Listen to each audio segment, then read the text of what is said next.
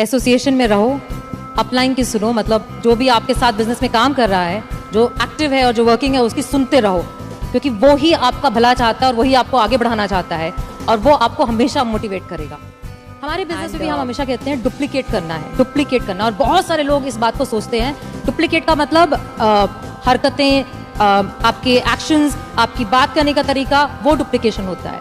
But आपने बहुत खूबसूरत बात बोली कि डुप्लीकेशन कॉपी करना नहीं होता, एसोसिएशन करनी पड़ती है, प्रॉस्पेक्टिंग करनी पड़ती है, क्लोजिंग करनी पड़ती है, लाइन अप करना पड़ता है, बहुत कुछ करना पड़ता है।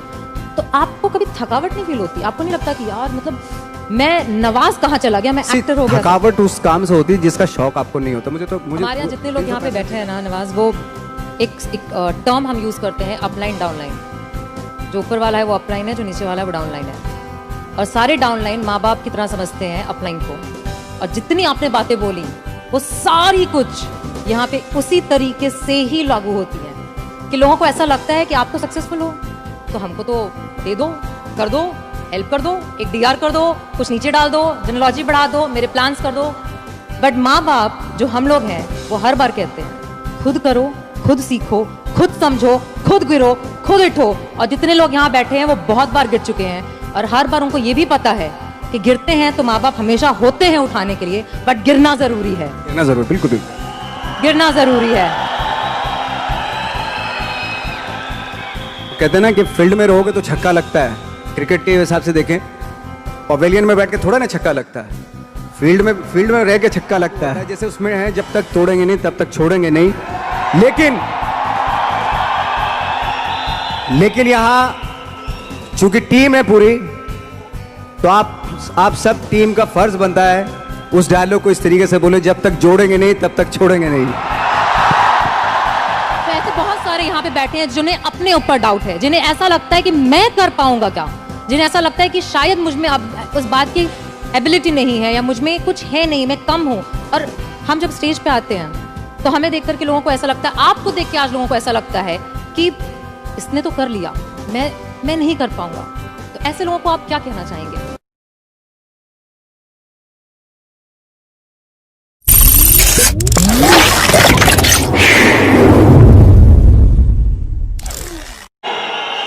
ऐसे जब 20 साल पहले मैं खड़ा हुआ था ऐसे किसी ऑफिस में जाके, तो मुझसे पूछा गया था कि क्या है, किसी डायरेक्टर के असिस्टेंट ने पूछा था क्या है, मैंने कहा एक्टर हैं। बोले दिखने से तो लगते नहीं हो एक्टर हो। तो क्या होता था कि इंडस्ट्री में हमेशा ये चलन था कि एक्टर हीरो जो होता है वो 6 फुट का होता है और गोरा होता है और लंबा चौड़ा बल्ले छल्ले होते हैं। मतलब हम तो बस ऐसे ही चले गए थे, ऐसा समझता था वो। और शिप्रा, मैं आपको यकीन दिलाना चाहता हूँ इस चीज़ का कि मेरे खुद के रिश्तेदारों ने भी, जब मैंने उनसे इच्छा जाहिर की कि मैं एक्टर बनना चाहता हूँ, तो उन्होंने भी मुझे डीमोरलाइज किया कि पहले शक्ल तो देख ले अपनी, क्योंकि 5 फुट का छोटा पतला दुबला सा आदमी, काला कलूटा। मुझे खुद को पता नहीं था कि इंडस्ट्री में मेरा क्या हाल होगा, बट एक जिद थी और हजारों लाखों, मतलब सालों साल से इंडस्ट्री में सिर्फ यही चलन था कि एक्टर तो, हीरो तो जो है ऐसा होता है। लेकिन इन सब ऑड सिचुएशंस के बावजूद भी गए। लेकिन एक चीज मेरे दिमाग में थी कि जो सब कर रहे हैं वो नहीं करना है, तो अलग क्या करूं, अलग क्या होना चाहिए। उसके लिए ट्रेनिंग की ज़रूरत थी, जो मैंने नेशनल स्कूल ऑफ ड्रामा में आके ट्रेनिंग ली। 3 साल मैंने एक्टिंग की पढ़ाई की वहाँ पे, और अपनी एक क्राफ्ट के बारे में समझा कि एक्चुअली इस पर्सनैलिटी में अगर मैं लोगों को इम्प्रेस करना चाहता हूँ, उसके लिए एजुकेशन की बहुत ज़रूरत है। या जो भी आप काम कर रहे हो उसमें क्राफ्ट, उसका एक्सपर्ट होना बहुत ज़रूरी होता है। ऐसे ही हवा में नहीं कि जैसे पहले होता था, अरे यार तो बहुत खूबसूरत दिखता, फिल्मों में जाके काम करना शुरू कर दे, ऐसा नहीं। किसी चीज़ को बारीकी से जानना, उसके लिए ट्रेनिंग की, एक्सपर्ट्स की, एक्सपीरियंस की ज़रूरत होती है। तो मैंने ट्रेनिंग ली नेशनल स्कूल ऑफ ड्रामा से, और 2000 में मैं पहुंच गया मुंबई। मुंबई पहुंचने के बाद जब हम किसी ऑफिस में जाते थे, आई थिंक उससे पहले चलन नहीं था बिल्कुल भी। हम लोग गए, जैसे मैंने बताया कि ऑफिस में खड़े हो के भाई हम एक्टर हैं, काम दोगे क्या? तो बोले पहले हुलिया तो देख अपना तू। तो ये हर बार सुनने के लिए मिलता था, और वो बात भी सही थी, क्योंकि उससे पहले कभी कोई आपने देखा नहीं होगा कोई इतना बड़ा, कोई इतनी सी पर्सनैलिटी का 5 फुट 6 इंच का आदमी, पतला दुबला सा मरियल सा, कि कभी ये इस तरह के लोग एक्टर भी बन सकते हैं, हीरो भी बन सकते हैं, स्टार भी बन सकते हैं, ऐसा चलन था ही नहीं। मैं कॉन्फिडेंट था बिकॉज ऑफ माई ट्रेनिंग। मैंने ट्रेनिंग ली थी और अपनी क्राफ्ट के बारे में बहुत अच्छे से जानता था मैं, और उस चीज का सिर्फ कॉन्फिडेंस था मुझे कि आज नहीं तो कल, कल नहीं तो परसों, या 10 साल या 20 साल या 30 साल, 30 साल के बाद नंबर जरूर आएगा मेरा। मैंने कभी भी अपने को टारगेट नहीं किया, टारगेट नहीं दिया मैंने कि अगर 2 साल ट्राई करके देखता हूं उसमें, अगर हो गया तो ठीक है, वरना कोई दूसरा फील्ड अपना लूंगा, ऐसा कभी नहीं। जिस चीज का पैशन होता है, जज्बा होता है, अगर आप दिल से चाह लो ना तो पूरी दुनिया झुक जाती है उसके ऊपर। उसको पूरा करने के लिए पूरी कायनात एक हो जाती है कि इस आदमी की जिद के लिए, इस आदमी की जिद के आगे झुकना पड़ेगा, और पूरी दुनिया झुकती है आपकी जिद के आगे। लेकिन आपको जिद्दी होना पड़ता है, आपको बहुत सारे सेक्रीफाइस भी करने पड़ते हैं, क्योंकि ये आपने चाहा है। परीक्षा देनी पड़ती है आपको, जितना बड़ा इम्तिहान होगा उतनी बड़ी परीक्षा भी देनी पड़ेगी। आसान काम नहीं है। छोटे छोटे टारगेट बनाएंगे तो छोटों में निपटारा हो जाएगा। हमेशा अपने आप को टारगेट बढ़ा दो। तो उसके लिए हमेशा अपने आप को अनकंफर्ट जोन में डालो कि जो इम्पॉसिबल है उसको पॉसिबल करने की शिद्दत, पैशन आपके अंदर होना चाहिए, वो हो जाता है। आज जो दुनिया में इतने सारे एक्सपेरिमेंट हुए हैं, ये सिर्फ इसी बिना पे हुए हैं, पागलपन के जरिए ही हुए हैं ये सारे एक्सपेरिमेंट। एक मैंने कहीं सुना था कि जब आप एक्सपेरिमेंट करते हैं तो फेलियर भी होते हैं, कई बार फेलियर होते हैं। कोई एक एक्सपेरिमेंट करने के लिए, कोई एक चीज करने के लिए बहुत बार हमने भी झेला है, बहुत बार फेलियर हुए हम लोग। लेकिन एटलीस्ट हमें इतने सारे फेलियर होने से इतने तरीके पता चले कि इन तरीकों से सक्सेस नहीं मिल सकती। फॉर एग्जाम्पल, एडिसन ने जब बल्ब का आविष्कार किया तो 100 बार एक्सपेरिमेंट किए अपनी जिंदगी में। 100 बार एक्सपेरिमेंट करने के बाद जब उसको पता चला कि अरे फॉर्मूला तो ये था बल्ब बनाने का, तो एटलीस्ट उसके साथ साथ उसको ये भी पता चला कि 100 जो तरीके हैं, 100 तरीकों से बल्ब नहीं बनता, ये भी पता चला उन फेलियर्स में उसको।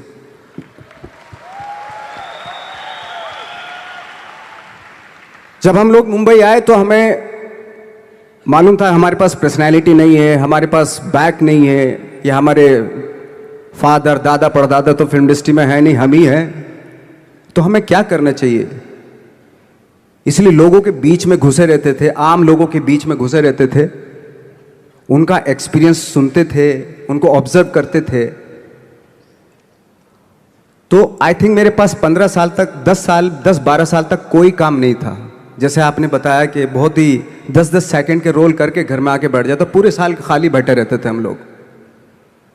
लेकिन एक चीज थी कि लोगों के बीच में रहते थे। लोगों के बीच में रहने से ये एहसास हुआ हमें कि तरह तरह के लोग हैं, लेकिन हमारी इंडस्ट्री में सिर्फ एक ही तरह की एक्टिंग होती है। हजारों करोड़ों लोग हैं इस दुनिया में, लेकिन एक्टिंग सिर्फ एक ही तरीके से होती है हमारे यहां। तो मुझे लगा यार, ये मैं तो ट्रेन भी हूं, मुझसे अपनी आर्ट भी आती है, और हजारों लोगों को मैं ऑब्जर्व भी कर रहा हूं, तो ये तो सबसे अच्छा सूत्र है। इससे तो मैं बहुत कुछ कर जाऊंगा। तो जब ये सूत्र पता चला मुझे कि अब मैं ये जो हजारों लोगों को मैंने ऑब्जर्व किया है, अब जब भी मुझे कोई रोल मिलेगा उन्हीं में से वो एक इंसान होगा। उसी में वो ठाकरे, बाला साहब ठाकरे होंगे, उसी में मंटो होगा, उसी में गणेश गायतोंडे होगा, उसी में फैजल खान होगा, उसी में माजूमदार साहब होंगे। तो इस तरह के, ये कब हुआ? जब हमने लोगों को ऑब्जर्व करना शुरू किया, लोगों के बीच में रहे, मैं 15 साल के बाद जो मेरी लाइफ थी जिसमें खाने तक को नहीं मिलता था, अब फॉर्चुनेट अपने आप को समझने लगा था कि थैंक गॉड कि मुझे ऐसे ऐसे लोगों के बीच में मुझे रहने का मौका मिला। तो कभी भी आई थिंक मुझे लगता है कि कभी भी जब आप स्ट्रगल कर रहे होते हैं ना, वो एक मौका होता है आपके पास, वो एक चांस होता है आपके पास कि कैसे उसमें आप अपना ऑब्जर्वेशन, एक्सपीरियंस जब आपको काम मिलेगा वो उसमें लगाएंगे आप। तो मेरी लाइफ बहुत ही, आज जब मैं सोचता हूं कि यार ये तो बहुत ही अच्छा हुआ, तो जो 15, 10, 12 साल मैंने बिना काम के गुजारे, जो लोगों के बीच में रहा था मैं, आज वो काम आ रहा है मेरे। जहां जरा सा कोई कैरेक्टर मिलता है तो आदमी इसलिए कनेक्ट करता है उनसे कि उनको लगता है कि यार ये तो मेरे पड़ोस का ही, आसपास का ही ये बंदा है, मैंने देखे हैं इस तरह के लोग। आई थिंक यही हमारी सबसे बड़ी जीत है एज एन एक्टर।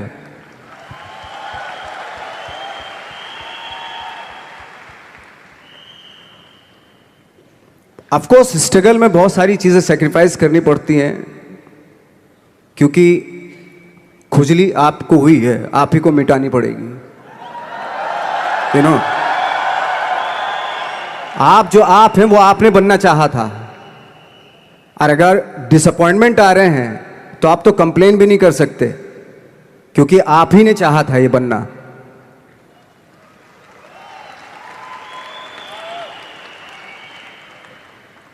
तो बस यही था कि 10-12 साल तक मैंने सोचा था, 10-12 साल जब स्ट्रगल हो गए तो मेरे बहुत ज़्यादा वो भी हुआ कि यार छोड़ के चले जाते हैं, कुछ काम मिल नहीं रहा है, क्या हो रहा है कुछ पता नहीं, आई डोंट नो मिल पाएगा या नहीं मिल पाएगा।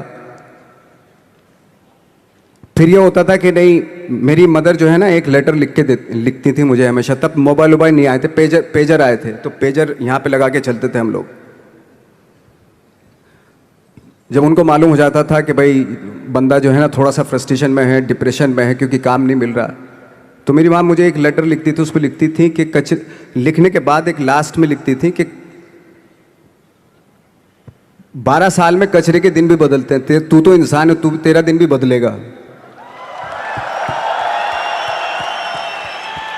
तो उन सब चीज़ों को देख के कोई एक शेर, कोई एक कोटेशन, कोई इस तरह की जो मोटिवेट करती है, जो लाइंस आपको, उनका रहना, उन पे बिलीव करना बहुत ज़रूरी होता है, क्योंकि वही चीज़ आपको मोटिवेट करती हैं आगे बढ़ाने के लिए। और जब ख़राब वक्त होता है आपको, वो लाइंस, वो पोएम्स, वो सारी चीज़ें आपको संबल देती हैं, मजबूती देती हैं, ताकत देती हैं। और मैं जिस गांव से आया था, डिस्ट्रिक्ट मुजफ्फरनगर के एक छोटा सा गांव था बुढ़ाना, जब हमने शुरुआत की थी वहां पे, जब मैं था वहां पे लाइट भी नहीं थी। 1 घंटे के लिए रात में कभी आ गई, या 1 महीने के बाद हल्का सा मुंह दिखा के चली गई, इस तरह की लाइट इस तरह होती थी। वही लैंप में पढ़ना स्टार्ट किया, लैंप। तो छोटे से गांव से आने के बावजूद फिर दिल्ली मतलब छोटा सा, उससे बड़ा शहर भी हमें ऐसा लगता था पता नहीं क्या है, मतलब डर लगता था। मैं जब मुंबई में आया था तो मैं 15 दिन तो घर से बाहर ही नहीं निकला था, क्योंकि इतनी स्पीड देख रहा था मैं कि इतनी स्पीड में तो हम चल ही नहीं पाएंगे, इस शहर के साथ शायद हम कनेक्ट नहीं कर पाएंगे बिल्कुल भी। तो इस तरह के डर थे। लेकिन ऐसी जगह पे आ गए थे कि अब जाना भी मुश्किल था, तो मतलब वापस नहीं जा सकते थे। वापस इसलिए नहीं जा सकते थे कि बहुत सारे डर थे। वापस अगर चले गए तो थिएटर के जो मेरे दोस्त थे वो बोलते, क्यों भाई वापस आ गए तुम भी, जैसे बहुत सारे लोग वापस आ रहे थे तुम भी वापस आ गए, चलो लग जाओ ठीक है। गांव में इसलिए नहीं जाता था अपने कि जो पहले ही बोलते थे वो लोग कि शक्ल तो देख ले, फिर हार के उनके सामने चला गया तो क्या बोलेंगे हमने, वो तो वही बोलेंगे कि हमने तो पहले मना किया था कि मत जाओ, क्या सूरज शक्ल थोड़ा ही थी तुम्हारी स्टार बनने की, एक्टर बनने की। तो ये बहुत सारे डर थे जिसकी वजह से मैं अपने ना तो गांव जाता था, ना जहाँ से ट्रेनिंग ली थी दिल्ली से, ना वहाँ जाता था। मैंने जो भी है मरना जीना मुंबई में ही होगा। रही बात सक्सेस की, सक्सेस अगर 30 साल बाद भी मिलेगी उसके लिए भी मतलब तैयार रहना चाहिए। सक्सेस की कोई डेट नहीं होती, कोई तारीख नहीं होती, कोई टारगेट नहीं होता कि इतने ही दिनों में मिल जाएगी। इंसान का काम होता है, आई थिंक मुझे लगता है कि मेरे हिसाब से मुझे लगता है कि लाइफ ना हमेशा अपने आप को लाइफ में पुश करते रहो और पैशन के साथ जिस भी आप काम में हो, जो भी आप काम कर रहे हैं उसमें पैशन के साथ लगे रहना बहुत ज़रूरी होता है।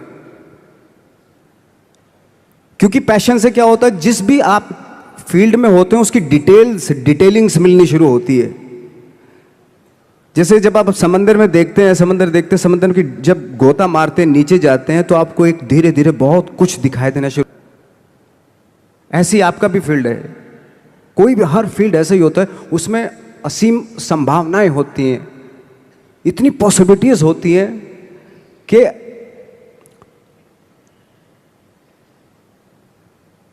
आई थिंक दुनिया का हर काम में इतनी सिर्फ अगर एक दर्जी है पैंट सीता है, 1000 तरीके की पैंट सी सकता है वो, अगर वो चाहे तो। अगर उसने नहीं चाहा तो वो जो ट्रेंड चला रहा है वही सीता जाएगा। लेकिन अगर उसने चाह लिया कि मैं ऐसा कुछ करता हूं तो 1000 तरीके की पैंट उसी में 1000 तरीके की सी देगा वो पैंट। ऐसे हर फील्ड में पॉसिबिलिटीज बहुत होती हैं और एक परफेक्शन होता है। फॉर एग्जाम्पल जैसे हम लोगों ने ट्रेनिंग इसलिए ली कि परफेक्शन आ जाए अपने काम में।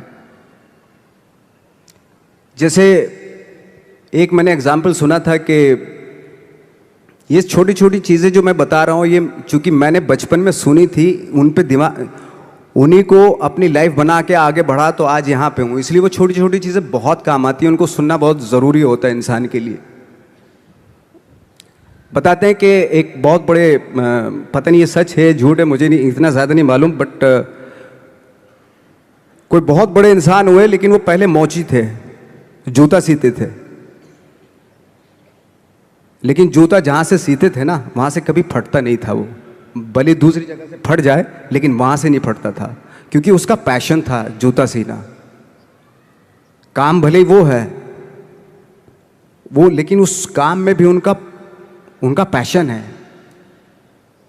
तो इसी वजह से वो इतने पॉपुलर होते चले गए कि यार जूता फट गया लेकिन सिलवाना वहीं जाके है, क्योंकि वहाँ अगर उन्होंने सी दिया वहाँ पे, जिंदगी भर वहाँ से जूता नहीं फटेगा।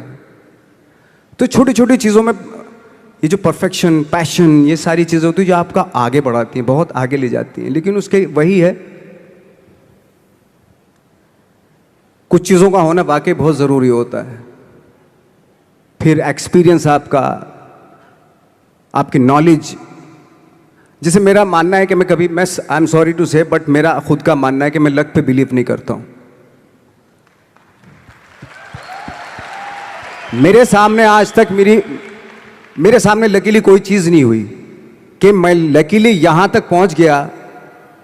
आज जो आप प्रोमो देख रहे थे, जो क्लिपिंग्स देख रहे थे मेरी, मैं लकीली नहीं पहुँचा हूँ यहाँ पे।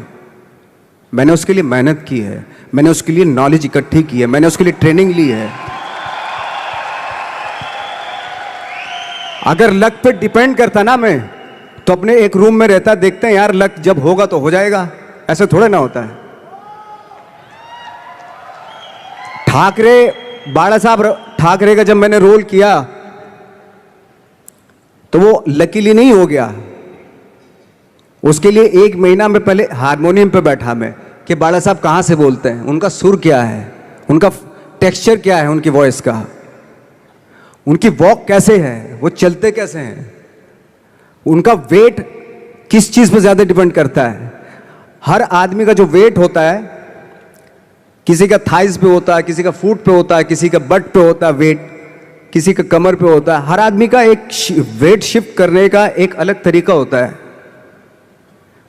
तो हम लोग इतनी डिटेल में जाते थे कि बाड़ा साहब किन चीज़ों पे वेट कर रख के चलते हैं, ऐसे चलते हैं, कोई या तो ऐसे चलते हैं या ऐसे चलते हैं, ये इस तरह की बहुत सारी डिटेल होती हैं। जब आप जाते हैं तो बहुत सारी चीज़ें पता चलते हैं। मेरे सामने इतने चैलेंज थे जब मैं बाला साहब का रोल कर रहा था, तो वो मिमिक्री भी नहीं होनी चाहिए, कॉपी भी ना हो। जैसे अमूमन अक्सर होता है जब हमारे यहाँ बायोग्राफी की जाती है तो हम कॉपी कर देते हैं। उसकी कॉपी करना मतलब अगर हम किसी की कॉपी कर रहे हैं या मिमिक्री कर रहे हैं तो वो वीकनेस समझी जाती है कि आप वीक एक्टर हो। और ये बात मुझे बहुत पहले समझ में आ गई थी जब मैं ट्रेनिंग ले रहा था। मैं ट्रेनिंग के फ़ायदे बता रहा हूँ आपको।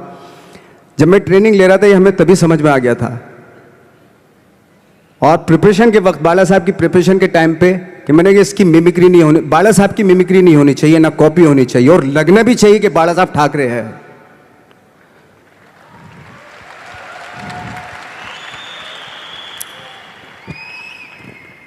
क्योंकि चैलेंज ये था कि हजारों लाखों वीडियोस हैं बाला साहब ठाकरे के, हर आदमी ने देखे हुए हैं, सब ने देखे कि बाला साहब कैसे बोलते हैं, कैसे हाथ को ऐसे ले जाते हैं। एक बार ये हुआ था कि मैं जब इसकी शूटिंग कर रहा था, ठाकरे मूवी की शूटिंग कर रहा था मैं, तो उद्धव साहब ठाकरे जो है वहाँ पे आ गए थे, वैनिटी में बैठे थे मेरे सामने, तो मेरा हाथ ऐसे था, इट्स लाइक दैट। तो बोले आपने हाथ ये ऐसे क्यों रखा हुआ है? मैंने उनका हमेशा ऐसे ही रहता था हाथ, तो और यही वो क्या होता था, वो सिगार पीते थे और सिगार ऐसे पिया जाता है कुछ ऐसे, और इसलिए उनका हाथ हमेशा नॉर्मली भी रहता था तो ऐसे रहता था, और यहीं से जब स्पीच देते थे यहीं से ये जाता था, जो उनका सिग्नेचर वो जेस्चर था।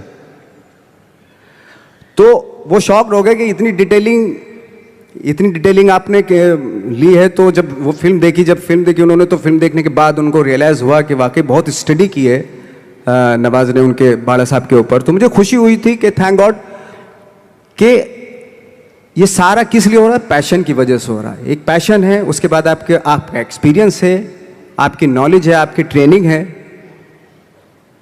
उससे ये सारी चीज़ें निकलती हैं। लाइक मंटो, ये जितने भी कैरेक्टर्स हुए वो सब हवा में नहीं हुए या लकीली नहीं हो गए, उनके लिए बाकायदा बहुत छोटी छोटी मेहनत की, छोटी छोटी डिटेल इकट्ठी की गई, स्कोर बनाया उसका, उन डिटेल्स का, तब जाके वो कैरेक्टर जो आप देखते हैं वो एक अलग इंसान दिखता है। वो मैंने कभी भी हीरोइज्म या इन सब चीज़ों पे बिलीव नहीं किया। जब आज मुझे बोलते हैं कि तुम तो स्टार हो, मैं सच आज भी मुझे यकीन नहीं होता कि मैं स्टार हूँ। मुझे लगता है कि मैं एक्टर ही हूँ, और मैं आज भी ढूंढने की कोशिश कर रहा हूँ, नई नई डिटेल्स ढूंढने की कोशिश कर रहा हूँ कैरेक्टर्स की। स्टार्स का क्या होता है कि जब स्टार होता है एक जैसा होता है और 30-40 साल तक एक जैसा करता चला जाता है। वो मुझे वो नहीं बनना। अगर मैं ये करूं तो शायद दूसरे दिन ही बोर हो जाऊंगा मैं। मुझे हर रोज नए कैरेक्टर ढूंढने हैं।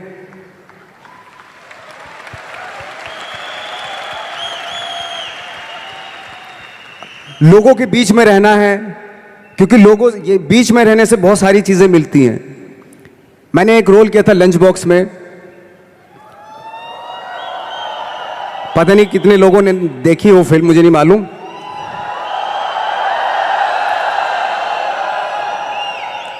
उसका कोइंसिडेंट ऐसा हुआ कि मेरा जो दोस्त था, जो मेरे रूम पार्टनर स्ट्रगल के टाइम पे मेरे साथ रहता था, तो मैंने उसी की डिटेल मार दी उसमें फिल्म में। जब पिक्चर रिलीज हुई तो उसने देखी, उसको लगा अरे ये तो मैं हूं। अब वो भी एक्टर था। उसके बाद जब वो फिल्म इंडस्ट्री में किसी के पास काम मांगने जाता था तो लोग उसको बोलते थे यार ये ऐसा मत करिए, नवाज ने कर दिया, कुछ दूसरा कर। तो बोलता हम तो ओरिजिनल में ही ऐसे हैं, उन्होंने हमारा कॉपी किया है। लेकिन कहने का मतलब ये है कि लोगों के क्या होता है, स्टार्स हमेशा शीशों के घरों में रहना शुरू कर देते हैं। उनको बांद्रा में, उनको मतलब किसी ऐसी जगह पे रहते हुए ये नहीं मालूम कि दूसरी जगह क्या है। अगर आप चाहते हैं रोज हर फिल्म में एक नई पर्सनैलिटी क्रिएट करें तो लोगों के बीच में रहना पड़ेगा आपको।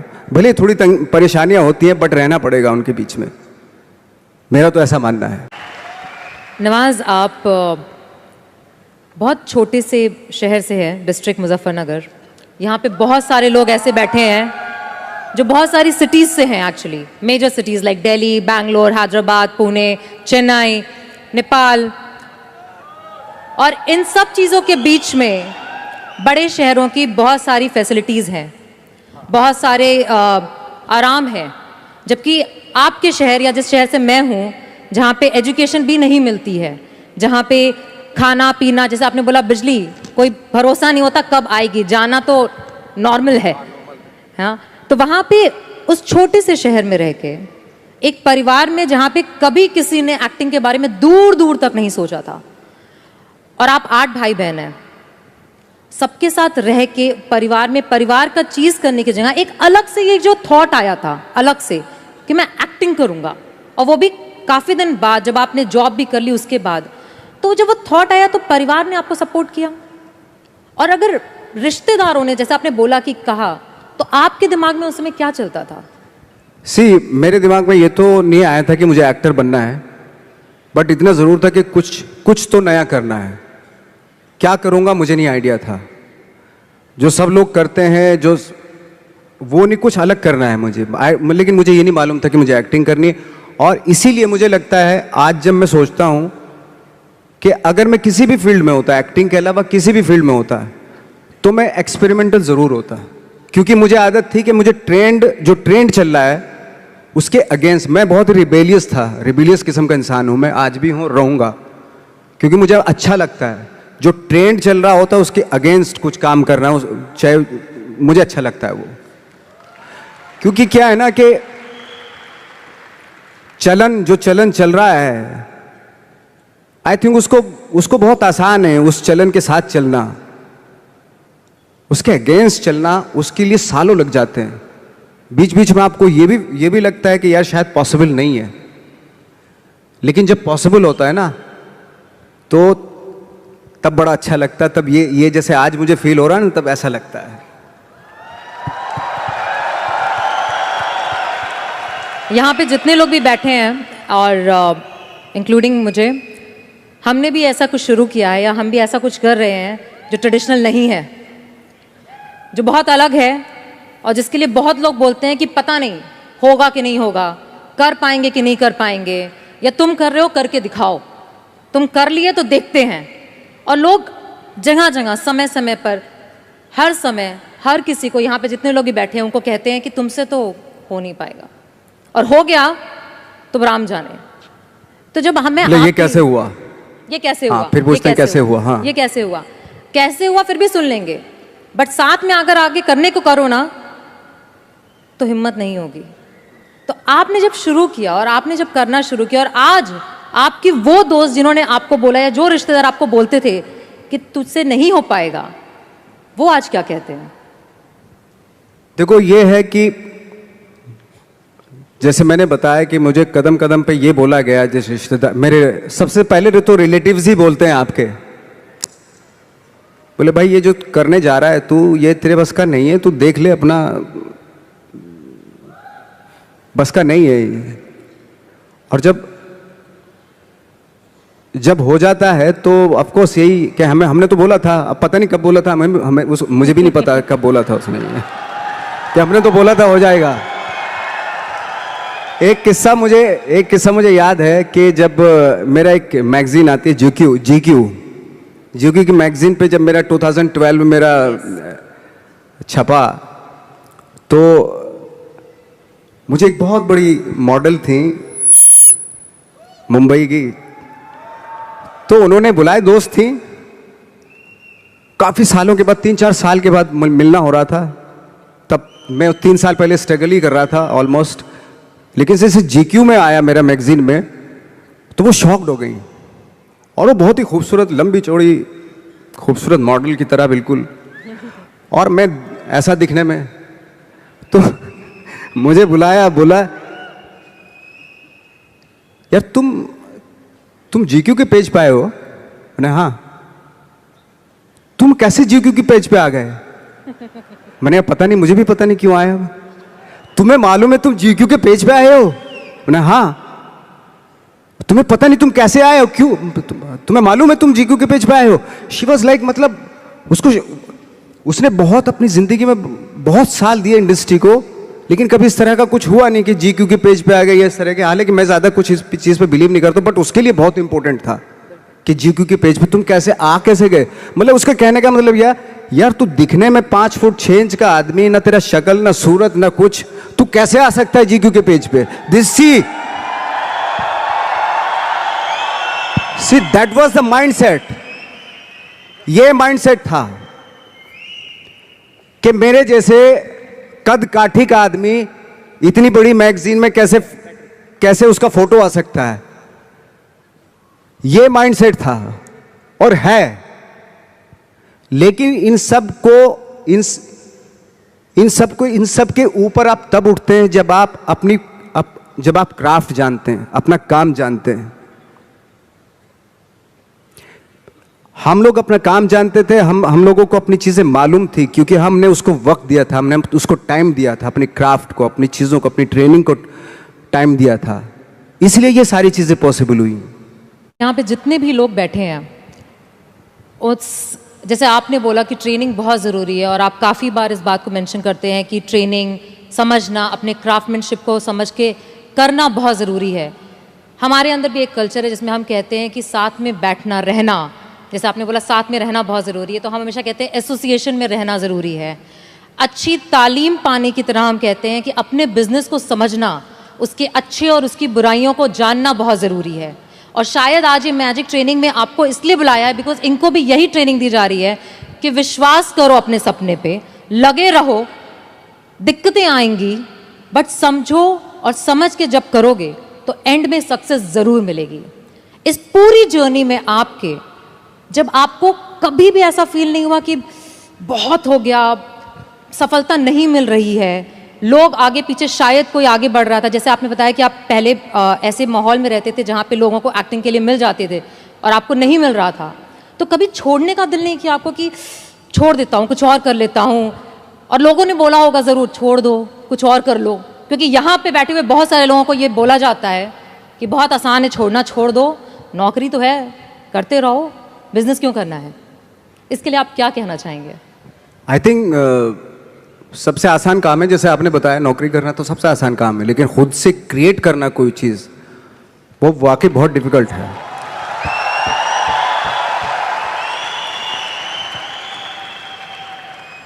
क्या होता है ना कि सरकारी नौकरी मिल गई, बस अब कुछ नहीं चाहिए, पूरी जिंदगी गुजार देते हैं, क्योंकि मिलता रहेगा, वो सो हटाएंगे तो नहीं, आपको मिलता रहेगा, सरकारी पैसा आता रहेगा आपके पास। लेकिन खुद से जब करते हैं ना, तो उसको करते हुए बहुत दिक्कतें आए, डेफिनेटली बहुत दिक्कतें आएंगी, क्योंकि खुद का कुछ क्रिएट कर रहे हैं आप, और क्रिएशन में हमेशा प्रॉब्लम आती है, वो आसानी से नहीं हो जाता, कोई भी क्रिएट चीज़ आसानी से नहीं हो जाती। तो आपके आसपास मुझे लगता है कि मोटिवेट करने वाले लोग होने चाहिए, आपके दोस्त ऐसे होने चाहिए जो आपको मोटिवेट करें, आपकी बातें सुने, ऐसे लोगों के बीच में रहिए जो आपको हर वक्त आपकी बातें सुने, आप चाह क्या रहे हो, क्या सोचते हो, आप उसकी रेस्पेक्ट करें। और सारे जो ग्रुप जो होता है, वो उसकी थॉट को रेस्पेक्ट करके उसको एग्जीक्यूट करें, यू नो, वो बहुत ज़रूरी होता है। तो आई थिंक जैसे हमारे यहाँ भी होता है कि बहुत सारे टैलेंटेड एक्टर होते थे, जब हम दिल्ली से मुंबई की तरफ आते हैं तो बहुत सारे जत्था का जत्था 15-20 एक्टर्स आते थे, तो बीच बीच में गायब होने लगते थे वो, पता नहीं कहाँ, कोई कहीं चला गया, कोई कहीं चला गया, किसी ने छोड़ दिया, किसी ने दुकान कर ली, है ना, किसी ने कुछ कर लिया, ऐसे चले जाते थे। मैंने कहा वो एक्टर कहाँ गया, वो तो चला गया, क्यों? ये काम नहीं मिल रहा था यार। अच्छा वो तो यही है मुंबई, वो क्या कर रहा है? बोले कुछ नहीं कर रहा है, ऐसे ही। तो पता है ऐसा क्यों होता था? कुछ एक्टर थे जिनका सर्किल बहुत करेक्ट होता था, और कुछ एक्टर थे जिनका सर्किल जो है ना बहुत ही गंदा सर्किल था, डिप्रेस करने वाला, है ना, ऑलरेडी फ्रस्ट्रेटेड थे वो लोग, इस तरह का सर्किल था। तो हमेशा ना मुझे लगता है कि अवेयर रहना चाहिए कि मैं किन लोगों के बीच में रहता हूं, वो बहुत ज़रूरी है। क्योंकि क्या होता है कि अगर आप डिप्रेस फ्रस्ट्रेटेड लोगों के बीच में रहोगे ना, तो आप भले एनर्जेटिक हो, टैलेंटेड हो, लेकिन 6-7 साल रहने के बाद आप भी वैसे ही हो जाएंगे, क्योंकि वो एनर्जी आपकी सक कर रहे हैं, आपको दे नहीं रहे कुछ भी, एनर्जी आपकी ले रहे हैं वो। तो बहुत सारे एक्टरों से जब मैं मिलता था, वो बिल्कुल ही गिव अप कर दिया था उन्होंने, फनी यार ऐसे क्यों दिखाई दे रहे हो ऐसे, और उनके थॉट भी बदल जाते हैं, पता है, वो सारी कंप्रोमाइज वाले, अरे यार जो भी है ठीक है, थोड़ा मोड़ा छोटा पोटा दिलवा दो जो भी बनेगा। यार तू तो बहुत टैलेंटेड था, तू इस बात पे आगे कि छोटा मोटा कुछ भी वो दिलवा दो, यानी कि कंप्रोमाइज कर लिया ना उसने लाइफ से अपनी। तो आई थिंक वो बहुत जरूरी होता है कि आप किन लोगों के बीच में रहते हो, क्योंकि एनर्जी जो होती है ना वो एक्सचेंज होती है, एनर्जी टकराती है एक दूसरे से। दो पॉजिटिव लोगों को यहां पे खड़ा कर दो, आपको पता चल जाएगी, वो एनर्जी मालूम हो जाएगी। या 10 लोगों में तीन नेगेटिव एनर्जी खड़ा कर दो यहां पे, तो वो 3 जो नेगेटिव एनर्जी वाले होते हैं ना, वो 7 लोगों की एनर्जी ऐसे खींच लेते हैं। ये है, फैक्ट है ये बात। एनर्जी तो सर्वाइव करती है ना, ट्रेवल करती है एनर्जी। तो हमेशा मुझे लगता है कि ऐसे लोगों के बीच में रहो जो पॉजिटिव हो, जिनके थॉट बहुत अच्छे हो, जो नया कुछ करने की सोच में हमेशा रहते हो, जो कुछ क्रिएट करने की धुन में रहते हो। तो इस तरह के लोगों के बीच में रह के अगर रहते हैं आप, तो 3-4 साल भी आप 3-4 साल बाद भी आप भी वैसे ही हो जाते हैं। हमारे यहाँ भी एक कहावत है और एक आपस में कि एसोसिएशन में रहो, अपलाइन की सुनो। मतलब जो भी आपके साथ बिजनेस में काम कर रहा है, जो एक्टिव है और जो वर्किंग है, उसकी सुनते रहो, क्योंकि वो ही आपका भला चाहता है और वही आपको आगे बढ़ाना चाहता है और वो आपको हमेशा मोटिवेट करेगा। एक और सवाल पूछूं और सवाल। आपने बहुत लंबा सफर चुना है, जहां से आप शुरू हुए और अभी तक में काफी साल लगे। अब जब सफलता आपके पास आ रही है और आपके पास बहुत आ रही है, तो कभी ऐसा दिमाग में नहीं आता कि रिटायर हो जाऊं, कब तक करूंगा, करते रहना है? क्योंकि यहां पे बैठे हुए बहुत सारे लोगों के दिमाग में यह आता है कि मेहनत करना शुरू किया, एक थॉट होता है कि एक सक्सेस मिल जाए। जैसे आपको भी लगता होगा शुरू में कि एक पिक्चर मिल जाए, एक शॉट हो जाए, 10 हो जाए या 50 हो जाए, उसके बाद मैं रिटायर हो जाऊंगा, मैंने कमा लिया। बट हर इंडस्ट्री में हम लोग एक रखते हैं कि यहाँ पे रिटायर होना है। आपके हिसाब से, इंडस्ट्री छोड़ के, बट आपके हिसाब से आपको क्या लगता है नवाज कि आप कब रिटायर होना चाहेंगे? देखिए, रिटायर की तो बात की बात है, खैर रिटायर एक्टर तो रिटायर नहीं होता है ना, जो स्टार होते हैं वो रिटायर हो जाते हैं। वो तब तक होता है उनका जब तक ये होता है, उनका करियर तब तक होता है।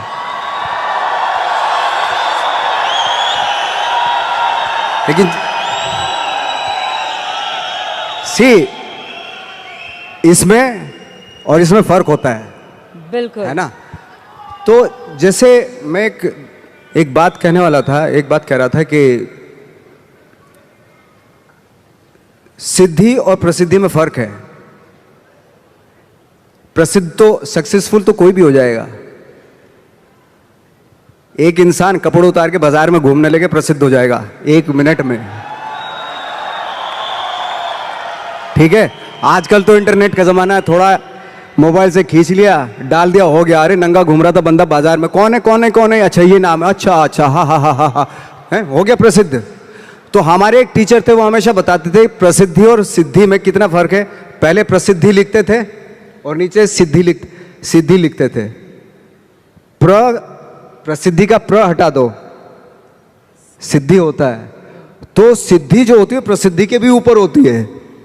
सिद्धि प्राप्त करना बहुत जरूरी होता है, सिद्धि प्राप्त करना बहुत मुश्किल है, प्रसिद्ध होना बहुत आसान है। हम यहां पे फ्रेंकली स्पीकिंग, मैं मुंबई में प्रसिद्ध होने के लिए नहीं आया था, मुझे इस फील्ड में सिद्धि प्राप्त करनी थी, इसलिए आया था मैं।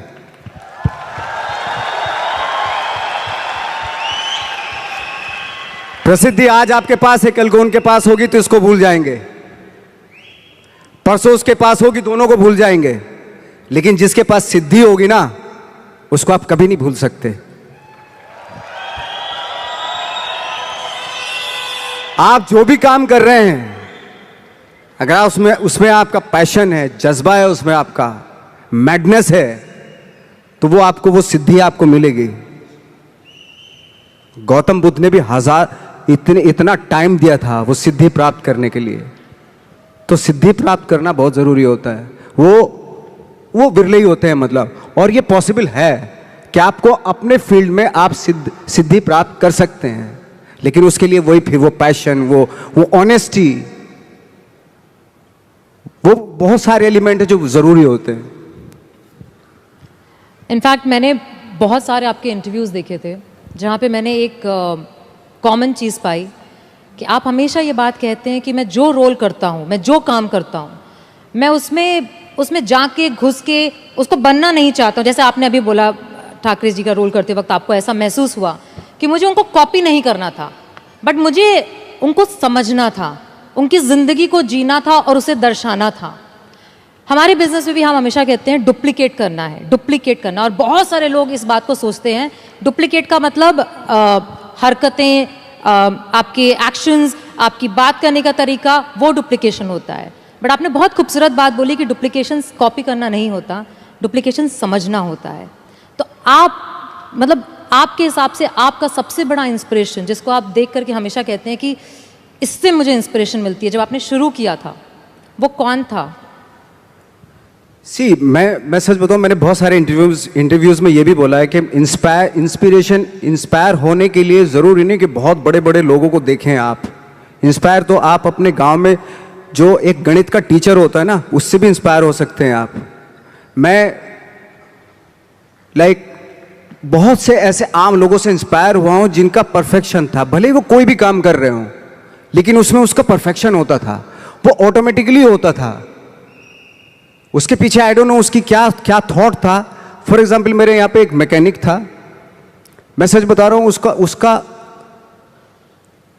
उसको इतनी नॉलेज थी उसमें अपने काम में कि वो दूर से गाड़ी चलती हुई गाड़ी को ना बता देता था कि उसमें ये प्रॉब्लम है। बॉनेट खोलता था, सबसे पहले हाथ उसी इंस्ट्रूमेंट पे जाता, उसी अपरेटस पे जाता था उसका, जहाँ प्रॉब्लम होती थी। ऐसे हाथ किया और ठीक हो गई गाड़ी। तो ये मैंने सोचा यार ये तेरे अंदर ये क्या खास बात है, ऐसे तू कैसे सोच लेता है? कि उसने बताया नवाज भाई मैं रात में सोता हूं ना तो भी पुर्जों के बारे में सोचता हूं मैं, यू नो। तो जरूरी नहीं है कि आप इंस्पायर जो है वो बहुत बड़े बड़े लोगों से ही हों। छोटे छोटे अगर आप गौर से देखेंगे ना, आपके आसपास ही बहुत सारे लोग ऐसे रहते हैं जो अपने काम में परफेक्ट होते हैं, परफेक्शन होता है उनके अपने काम में। जरूरत है आपको अपना दिमाग खोलने की। सब कुछ यहीं पड़ा हुआ है, आप ही को क्रिएट करना है। मटेरियल्स यहीं, कंपोनेंट्स यहीं पे पड़े हुए हैं, कहीं जाके दूसरे शहर से, दूसरी कंट्री से नहीं लेके आना है, यहीं पड़े हुए हैं, आपके आसपास ही बिखरे हुए हैं। ये आपकी अवेयरनेस पे डिपेंड करता है कि जो आपके पास पड़ी हुई वो चीज़ें हैं उनसे आप क्या क्रिएट करते हो, ये आपको डिस्कवर करना है। एक्चुअली मुझे ऐसा लगता है ड्रीम है, ड्रीम चेंज इंस्पायर, और हम सब लोग बैठ के बात कर रहे थे और हमको ये लग रहा था कि अगर ये थीम सूट करता है ना तो वो बहुत कुछ आप पे सूट करता है। बिकॉज आपने एक सपना देखा, आपने बदलाव लाने और दिखाने की चाहत रखी, और आज आप इस स्टेज पे नहीं, दुनिया के बहुत बड़े स्टेजों पे खड़े होके हर एक एक्टर को इंस्पायर कर रहे हैं।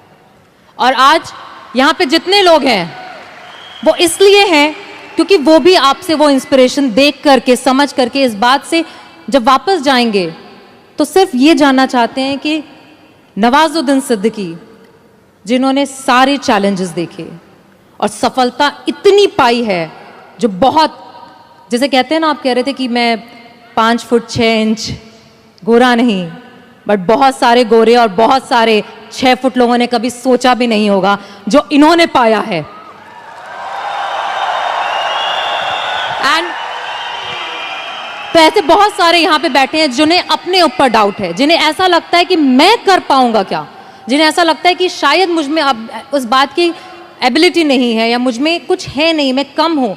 और हम जब स्टेज पे आते हैं तो हमें देख करके लोगों को ऐसा लगता है, आपको देख के आज लोगों को ऐसा लगता है कि इसने तो कर लिया, मैं नहीं कर पाऊंगा। तो ऐसे लोगों को आप क्या कहना चाहेंगे? उसने वो कर लिया जो उसको करना था, है ना। आपको वो करना है जो आपको करना है। अगर आप ये सोचेंगे कि उसने जो उसको करना था उसने कर लिया, अब मैं क्या करूं, तो फिर तो आप कुछ नहीं कर पाएंगे, क्योंकि आप तो फॉलो उसी को कर रहे हो। बिल्कुल। आपको खुद की अपनी आवाज सुननी पड़ेगी एक्चुअली। मैं क्या करना चाहता हूं, इस मामले में बहुत ही इंडिविजुअल होना पड़ेगा, बहुत ही प्राइवेट होना पड़ेगा आपको कि मैं क्या करना चाहता हूं, मेरे क्या थॉट हैं, मेरे क्या ड्रीम्स हैं। पहले तो सपने देखने पड़ेंगे आपको, और सपने में भी कंजूसी नहीं करनी चाहिए।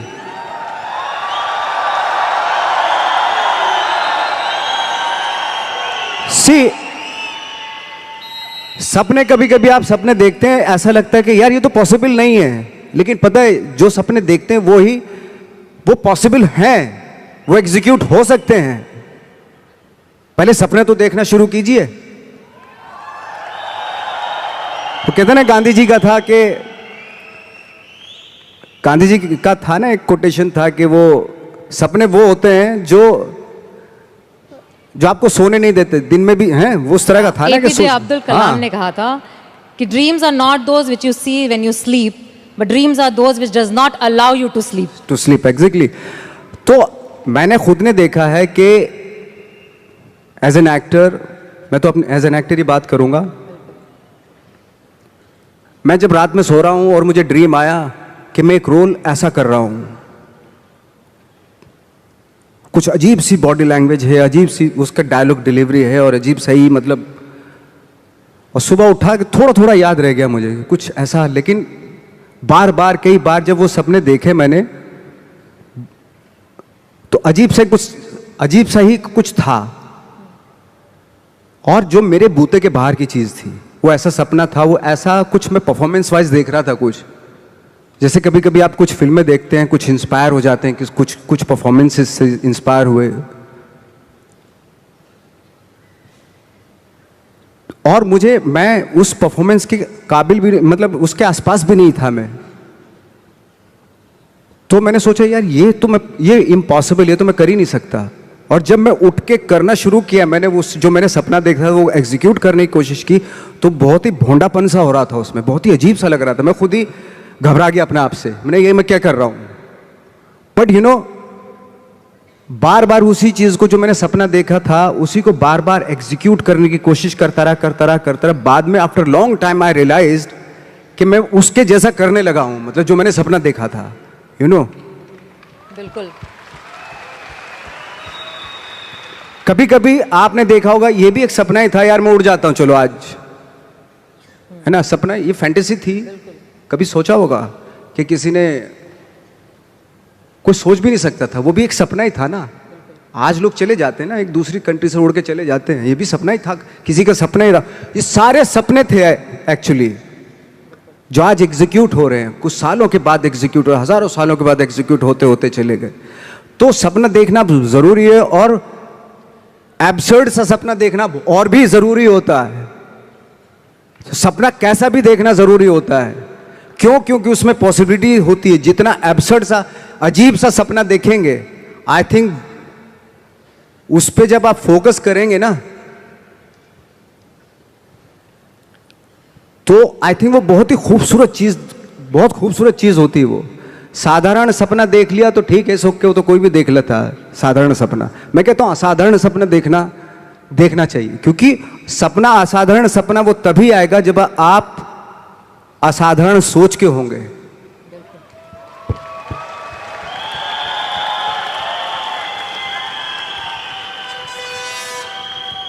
आपकी एक बहुत बहुत बहुत बहुत, मतलब कितने बहुत लगाऊं शायद कम होगा मेरे हिसाब से, एक सीरीज है, मैंने बोला ना, एक्चुअली नाम भी बोलने की जरूरत नहीं है, सेक्रेड गेम्स। नेटफ्लिक्स पे इस समय सबसे ज्यादा वॉच सीरीज में से है। अब मुझे पता है कि I was travelling at that time, और मुझे जब सीजन 2 रिलीज हुआ ना, तो इतना वेट करी थी कि कंट्रोल नहीं हुआ। मैंने सारे डाउनलोड करके फ्लाइट में, पूरी फ्लाइट में बैठ के कंटिन्यूअस देखा। और पूरी सीरीज में मैंने सिर्फ एक चीज, ये मेरा ऑब्जर्वेशन है, मेरा थॉट प्रोसेस है, देखा कि आपने बहुत शिद्दत से काम किया। चाहे उस कैरेक्टर में इतने ट्विस्ट थे, इतने ट्विस्ट, आपने हर चीज को जब किया।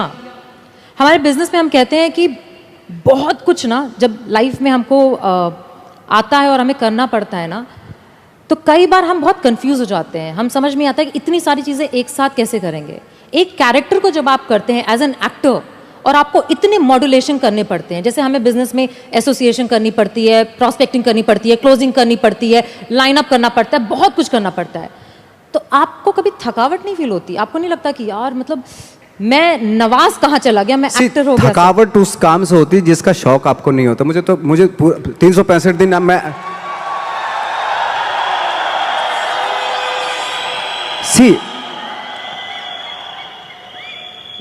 मेरे साथ मेरा अनूप आया, वो जानता है मैं साल में ट्रैवलिंग को छोड़ के, अगर ट्रैवलिंग नहीं कर रहा तो मैं 300 दिन शूटिंग करता हूँ। बाकी जो 65 डेज है ना वो ट्रैवलिंग के होते हैं। अगर ट्रैवलिंग के भी ना हो ना, मैं 365 डेज जो है ना शूटिंग ही करता रहूँ। मुझे इतना शौक है एक्चुअली। मेरा ये एक मैडनेस है मेरे पास है, और थैंक गॉड मुझे उसमें बहुत सारे लोग बोलते हैं, मेरी प्रॉब्लम भी होती है एक्चुअली कि यार क्या है, आप सिर्फ यही करते रहते हो, यही कुछ थोड़ा सा बाहर जाओ, घूमो फिरो, है ना, ऐसा होता है, बहुत सारे लोग बोलते हैं। तो मुझे लगता है यार ये मैंने तो यही चाहा था ना, यही पैशन था ना मेरा, और यही मौका मिल रहा है मुझे, करने का मौका मिल रहा है, तो इससे मैं बोर कैसे हो सकता हूं?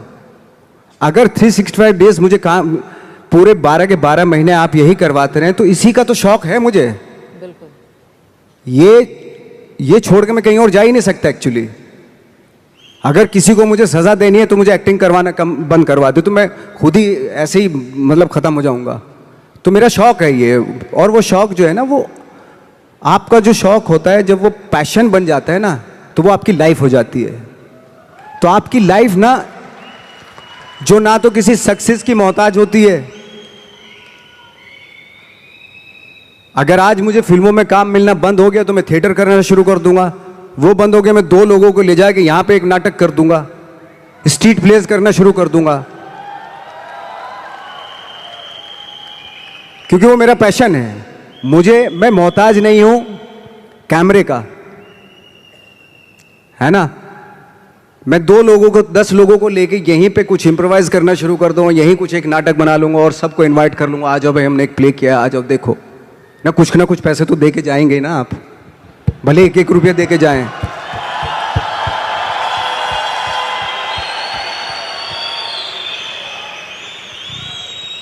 तो हम लोग जो है बहुत सारी चीज़ों के मोहताज नहीं है। अगर छोड़ भी देंगे ना तब भी हम अपना, कहते हैं ना कि वो एक होता है कि एक किसी को आप रेगिस्तान में भी छोड़ दो, वो बिजनेस, एक कौम होती है जो बिजनेस करती है, बिजनेसमैन, ओके, अगर उनको रेगिस्तान में भी छोड़ दो कि वहां पे भी बिजनेस कर लेंगे वो। बिल्कुल, मुझे लगता है क्योंकि उनकी रग रग में होता है वो, उनके ब्लड में होता है वो। जो भी आप काम करें वो काम आपके वाकई ब्लड में होना बहुत जरूरी है, उसके लिए मैडनेस होना बहुत जरूरी है। आई थिंक यहां बैठे 10,000 लोगों के दिल में भी कुछ मैडनेस है।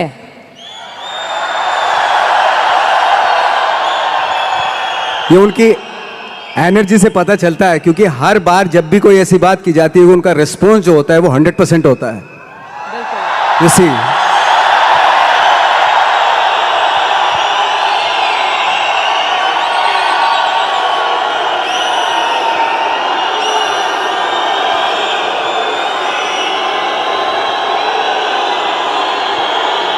It's really wonderful energy, I'm telling you. Beautiful energy. ये एनर्जी बचा के रखनी है काम के लिए, हमेशा के लिए बचा के रखनी है एनर्जी। जब मैं तो इतने हम लोगों का था कि इतने बेशरम हो गए थे हम लोग, जब बोलते थे ना हमसे कि यार मुश्किल है, हम तो मैंने कि बेशरम बनना पड़ता है, बहुत ज़रूरी है। कहाँ जाएगी सक्सेस? सक्सेस के लिए ना बेशरम बनना पड़ता है। ऐसा बन जाओ कि सक्सेस भी शर्मा जाए।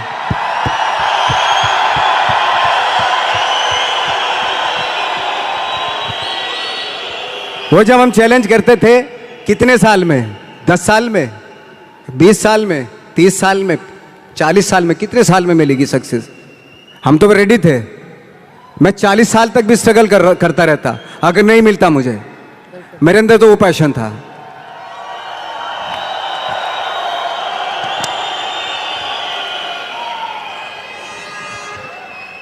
अगर मैं दिल से बोलूं तो नवाज, यहाँ पे बैठे जितने भी लोग हैं, और जैसे मैंने आपको बताया, हर इंसान के पीछे एक कहानी है कि वो कैसे यहाँ पे आकर के बैठा है। और पैसे, परिवार, हर तरीके की, लोगों के कहने की, बोलने की, हर तरह के चैलेंज जो सोच सकते हैं, मैं गुजरी हूँ, ये गुजर रहे हैं।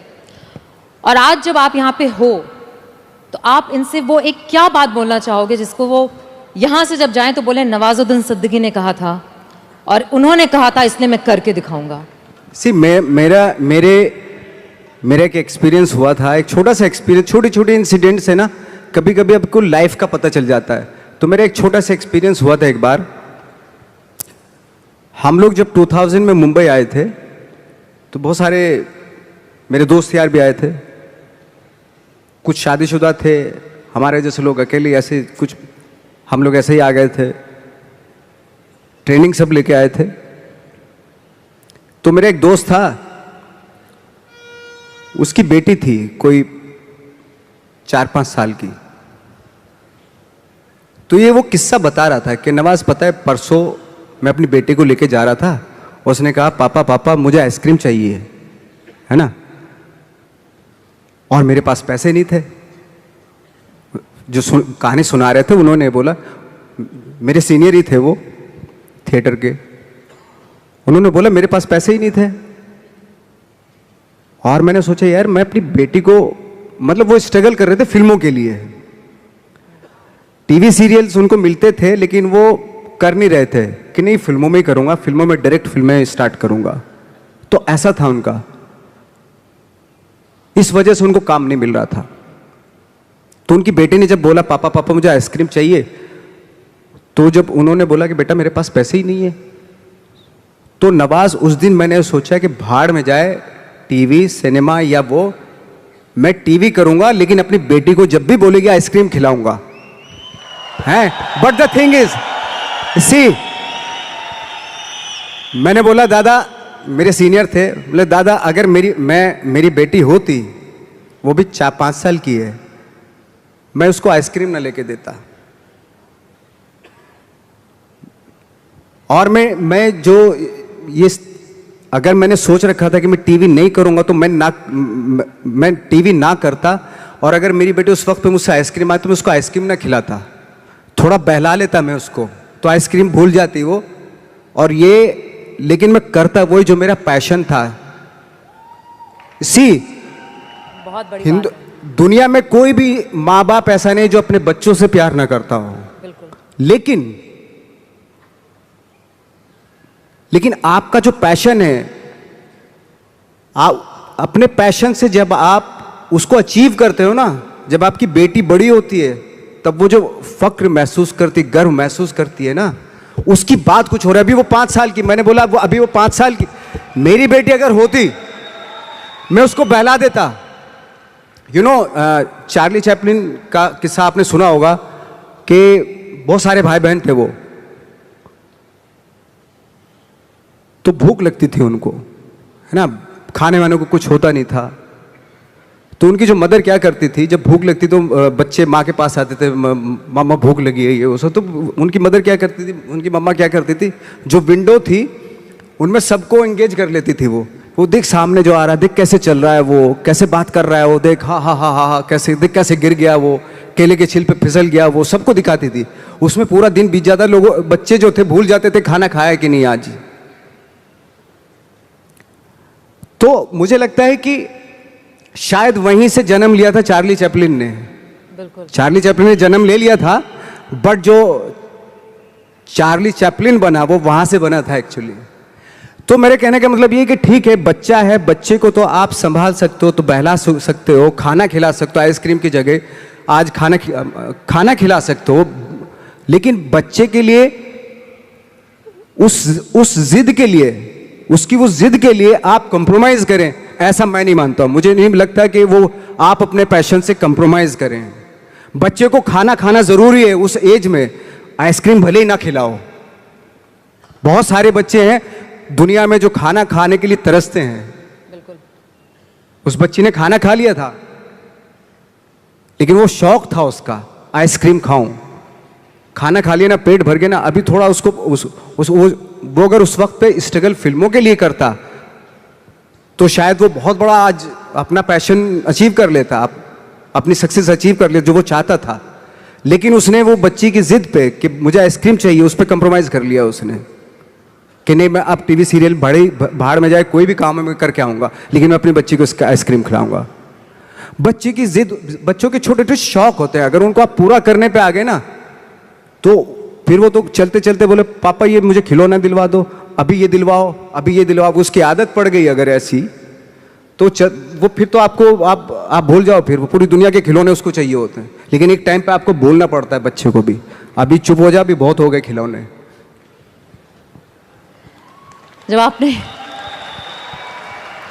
मैंने जब बिजनेस शुरू किया था नवाज, आज से 8 साल पहले, तो मेरा बेटा उस समय 5 साल का था और मैं सुबह से लेकर रात तक काम करती थी। और कई बार ऐसा होता था कि जब रात में घर पहुंचती थी तो वो सो रहा होता था और सुबह उठ के सिर्फ उसको स्कूल छोड़ती थी, सिर्फ आधा घंटा। और बहुत सारे लोगों ने बोला था, बहुत सारे लोगों ने, तू कैसी माँ है, तू ऐसे कैसे कर सकती है, तू इतना पैसे के पीछे इतना पागल है कि मतलब। और ना ही मुझे, यहाँ पे बैठे बहुत सारी लड़कियों को, बहुत सारे लोगों को परिवार वाले ऐसा बोलते हैं, एहसास दिलाते हैं कि तुम्हारी जिम्मेदारी ज़्यादा बड़ी है तुम्हारे सपनों से। बट आज 13 साल का मेरा बेटा है, आज उसको जो चाहिए ना उसको बोलना नहीं पड़ता, उसको ऑटोमेटिकली मिल जाता है, क्योंकि वो 8 साल में ना सिर्फ मैंने सपनों को फॉलो किया। और यहाँ पे बैठे जितने लोग हैं ना उस चीज़ को करने से इतना डरते हैं, जो आपने इतनी खूबसूरत बात बोली कि अगर हर चीज़ जो चाहोगे वो इसलिए दे दोगे क्योंकि तुम भागना चाहते हो। एग्जैक्टली, बिल्कुल, तुम छोड़ देना चाहते हो अपने पैशन को, बहाना है ये। एब्सोल्युटली। यही जैसे आप बता रही हैं कि मेरी एक फ्रेंड हैं, उनका जब बच्चा जिद करता था मामा मुझे बैट चाहिए, क्रिकेट का बैट चाहिए, तो वो माँ पता क्या बोलती थी कि जाके पूछ क्या कितने का है। तो जाता था, बाजार जाता था, वो पूछ कर कितने का बैट है, उसने बोला 300 रुपये का बैट है। बोले, और जब माँ से बोलता था कि मामा 300 रुपये का बैट है, तो दोबारा माँ उसको क्या टास्क देती मालूम है, उसको बोलती थी जा अब पूछ क्या कि डिस्काउंट कब मिलेगा इसके ऊपर। तो दोबारा जाता था वो उसी शॉप पे, अंकल ये डिस्काउंट कब आएगा इसके ऊपर। बेटा 3 महीने के बाद आएगा इसके ऊपर डिस्काउंट। तो माँ बोलती थी अब बेटा 3 महीने डिस्काउंट आ जाएगा ना तभी लेना। तो 3 महीने तक वो बैठता था।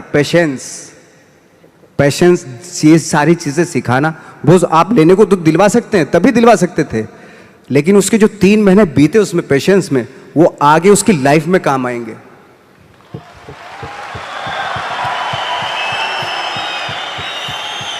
वो कहते हैं ना कि सक्सेस जब मिल जाती है और बहुत पैसा आ जाता है आपके पास, तो अपने बच्चों के शौक पूरे करने लगते हैं आप।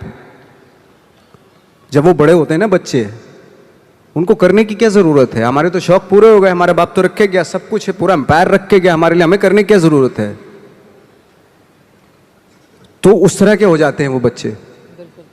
जब तक उनको एहसास कराना बहुत ज़रूरी है कि इसलिए आपने देखा होगा बहुत सारे हमारे यहाँ स्टार हैं, तो उनके जो बच्चे हैं उनको बना बनाए सारी चीज़ें मिल जाती है। कभी कभार ऐसा भी होता है, एक आध एग्जाम्पल बता रहा हूँ मैं जनरली नहीं बता रहा हूँ।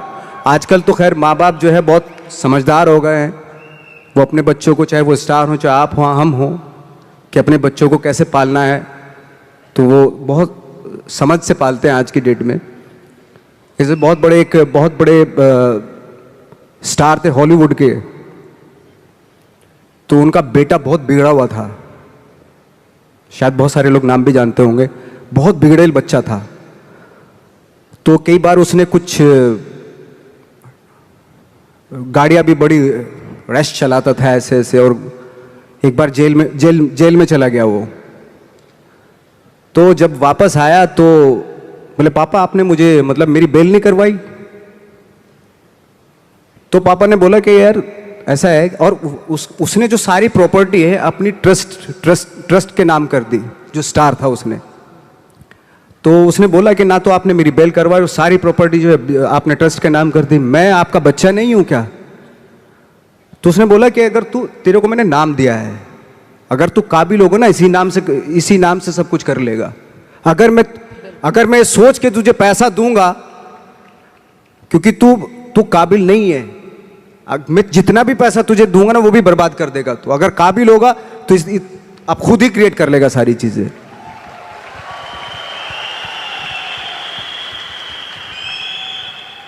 प्यार की भी कहते हैं ना कि इंतहा होती है, तो बहुत जरूरी रिस्पॉन्सिबिलिटी, जैसा भी आपने बोला, जिम्मेदारी बहुत जरूरी होती है। प्यार में अगर बच्चा बह गया, या प्यार में जब बह जाते हैं तो बह जाते हैं, फिर बह ही जाते हैं, यू नो ऐसा होता है। हमारे यहाँ जितने लोग यहाँ पे बैठे हैं ना नवाज, वो एक टर्म हम यूज़ करते हैं, अपलाइन डाउनलाइन। जो ऊपर वाला है वो अपलाइन है, जो नीचे वाला है वो डाउनलाइन है। और सारे डाउनलाइन माँ बाप की तरह समझते हैं अपलाइन को। और जितनी आपने बातें बोली वो सारी कुछ यहाँ पे उसी तरीके से ही लागू होती हैं कि लोगों को ऐसा लगता है कि आप तो सक्सेसफुल हो तो हमको तो दे दो, कर दो, हेल्प कर दो, एक डीआर कर दो, कुछ नीचे डाल दो, जेनोलॉजी बढ़ा दो, मेरे प्लान्स कर दो। बट माँ बाप जो हम लोग हैं वो हर बार कहते हैं खुद करो, खुद सीखो, खुद समझो, खुद गिरो, खुद उठो। और जितने लोग यहाँ बैठे हैं वो बहुत बार गिर चुके हैं और हर बार उनको ये भी पता है कि गिरते हैं तो माँ बाप हमेशा होते हैं उठाने के लिए, बट गिरना जरूरी है। गिरना जरूरी, बिल्कुल बिल्कुल गिरना जरूरी है। वो कहते हैं ना कि फील्ड में रहोगे तो छक्का लगता है। क्रिकेट के हिसाब से देखें, पवेलियन में बैठ के थोड़ा ना छक्का लगता है, फील्ड में रह के छक्का लगता है। एक बहुत ही खूबसूरत मूवी में काम किया था जो वन ऑफ माय, मतलब जिन्होंने बिजनेस में मुझे पाला पोसा बड़ा किया है, उनकी फेवरेट है the mountain man. The mountain man, mountain माझी, द माउंटेन माझी। हाँ, एंड उन्होंने हमेशा उस कहानी को बहुत बहुत सुनाया है हम सबको। और उसमें आपका एक डायलॉग है। हाँ, उसमें डायलॉग मैं बता देता हूँ आपको, लेकिन यहाँ पे कुछ और लागू होता है। जैसे उसमें है, जब तक तोड़ेंगे नहीं तब तक छोड़ेंगे नहीं। लेकिन यहाँ चूंकि टीम है पूरी, तो आप सब टीम का फर्ज बनता है उस डायलॉग को इस तरीके से बोले, जब तक जोड़ेंगे नहीं तब तक छोड़ेंगे नहीं।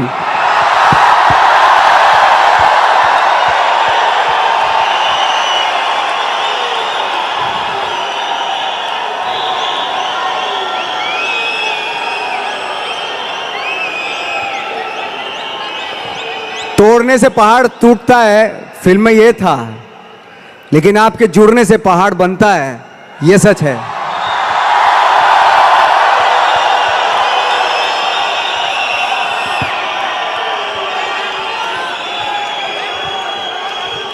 जितना जुड़ के रहेंगे उतना अच्छा है, जुड़ने से ही चीजें। आपके बहुत सारी लाइनें ऐसी हैं जो हमारे बिजनेस में और हमको बहुत मोटिवेट करती हैं। और आपने बहुत खूबसूरती से एक बोला, और एक और है, भगवान भरोसे मत बैठिए। हाँ, एक बहुत अच्छा डायलॉग है वाकई। थैंक यू सो मच, आपने याद दिलाया। एक डायलॉग है, ये जो बातें मैंने जितनी भी की, मैंने शायद इसलिए की क्योंकि मेरा वो थॉट है, और उस थॉट का सार है जो माझी पिक्चर में था कि भगवान के भरोसे मत बैठिए, क्या पता भगवान हमरे भरोसे बैठा हो।